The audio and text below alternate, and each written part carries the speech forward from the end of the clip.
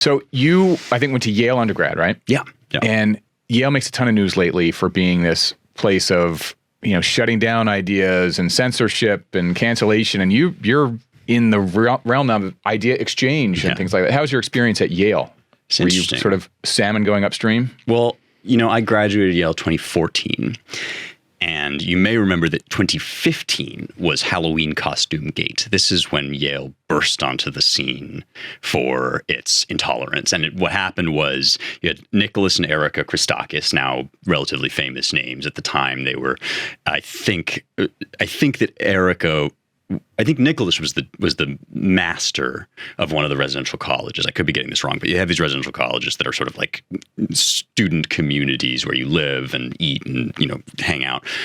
And Erica Christakis sent out this email saying, let's be adults. You can wear whatever Halloween costume you want and, exercise good judgment. I trust you to be sensitive, but basically don't cancel people for putting on the Indian headdresses or whatever.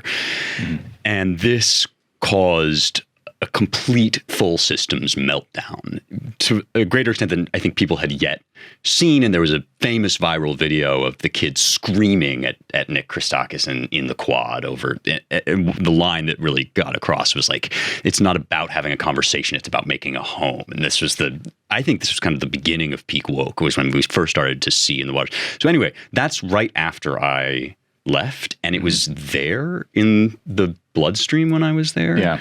But it's almost hard to recall that it was nowhere near as dominant as it was.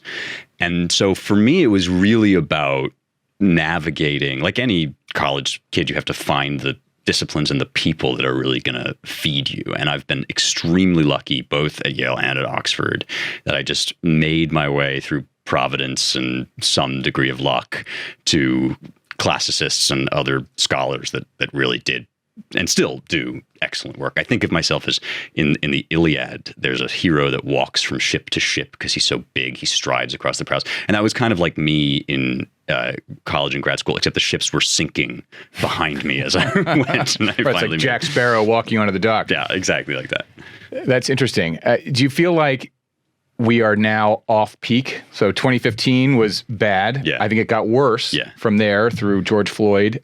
Are we still up in the George Floyd era, or do you think it's coming back down? Yeah, it's so hard to tell because what happens with this stuff is it makes a big splash in the media. And then when the people who genuinely, true believers who believe in this stuff, I think they see their opportunity and they just push whole hog. And so that was 2020, I think, is George Floyd created this pretext for burning cities down and demanding maximal woke in every institution of American life. And there was only like a window of opportunity that they could do that, because that stuff just is so toxic and it's so suffocating that ultimately people get sick of it. And now I think we have backed off of that because you can't sustain that level of panic and fervor. But during that time, what they do is they basically lock it into the institutional procedures. And so you get stuff like DEI, where it's kind of baked into the requirements. Well, once you make that a position head too, I think 20 years ago, everyone was supposed to be thinking about DEI, right? Whether you're the chair of the English department or the history department or whatever. And then once you have a full-time position, vice president, and they come in and all they do is think about pushing that all day long, then it's pretty embedded. Because their salary's bound up in it, for one thing. Yeah. That's going to be really hard to walk back. I don't think it's impossible, but that's going to take a while. Yeah.